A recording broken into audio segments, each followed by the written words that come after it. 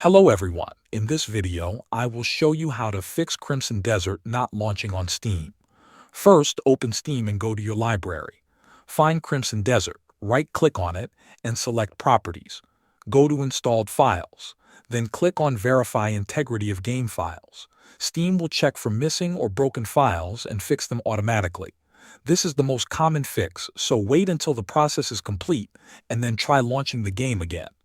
If the game still does not open, update your graphics drivers. If you are using NVIDIA, open the NVIDIA app and install the latest driver. If you are using AMD, open the Adrenalin software and update from there.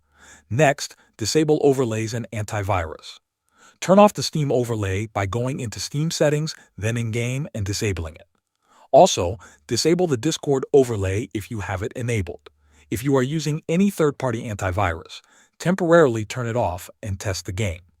Sometimes these tools block the game from starting. If the game opens but crashes right away, lower your graphics settings. Set everything to medium or low, turn off ray tracing and HDR, and try running the game in windowed mode. This helps reduce system load and can stop crashes on startup. After trying each step, launch the game again to check if the issue is fixed. Thanks for watching.